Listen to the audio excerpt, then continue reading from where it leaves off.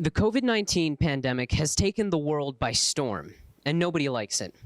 The number of people being infected by the virus is increasing every day and doesn't seem to be coming to a stop anytime soon. Nobody even seems to know where the virus came from. However, that may not be for long.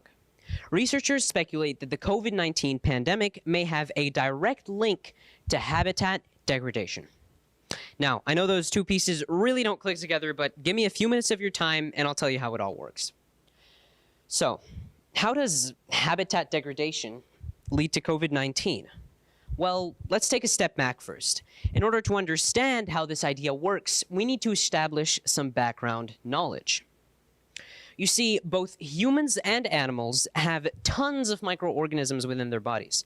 As a matter of fact, there are 10 times more microorganisms than cells within the human body. Amongst these microorganisms, there is a group called pathogens. Pathogens have no other function to us but to cause disease. Yeah, they kind of suck.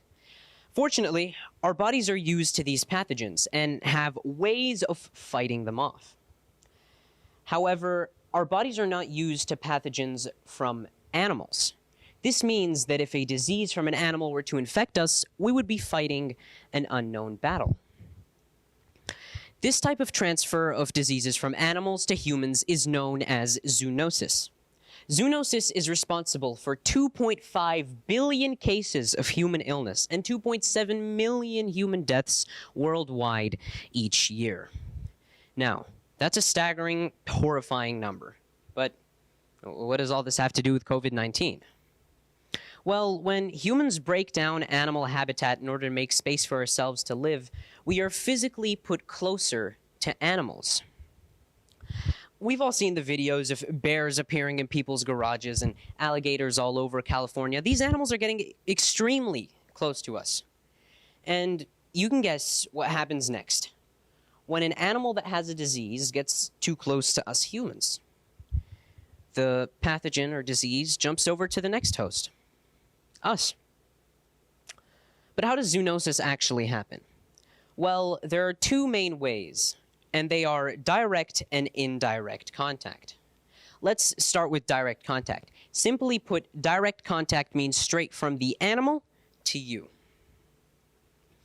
And this direct contact mainly happens when we pet or touch animals. When we pet or touch them, we risk their saliva, blood, feces, or other bodily fluids coming into contact with us and therefore infecting us. The second type of zoonosis that can happen is indirect contact. Indirect contact is much more common than direct contact and consequently much more deadly. You see, indirect contact can be when humans touch areas where animals have been in. What we're thinking here is aquarium tanks, pet habitats, chicken coops, or even the forest itself. But this isn't the most deadly type of indirect contact. There's a subgenre of indirect contact, and this is when insects infect us with diseases from animals. What happens is that insects bite animals, and then they bite us, therefore indirectly transferring this disease to us. A perfect example of this is malaria. Malaria is an ancient disease that's been threatening humanity ever since 2700 BC. But in the northeastern corner of Malaysia, malaria has become a serious issue. Due to enhanced logging efforts in the jungle, the incidence of the malaria parasite has increased tenfold. This just goes to show how threatening habitat degradation is, and its linked to zoonosis, is to humanity. And to think that this is just happening in Malaysia would be foolish. Take the extremely well-known Ebola virus, for example. During the 1990s, a raging civil war swept through West Africa, leaving thousands dead in its wake. With nowhere to go, people fled to a large forest area, chopping down trees for their homes and resources and to make space for themselves.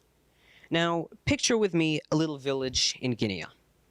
This village is in a forest that just so happens to be a natural habitat for wild bats. Researchers believe that this is where the Ebola virus started. when a young boy named Emil came into contact with one of these bats, he was immediately infected. The speed at which the disease took over his body was horrifying. It then spread from him to his parents, and then from his parents to the villagers, and then from them to other villages. There are so many more examples of this happening, such as SARS, Marburg virus, the West Nile virus, and maybe even COVID. With all of the evidence that we have of habitat degradation leading to zoonosis, it seems like we've got a real problem on our hands. And personally, I've had a really eye-opening experience with nature.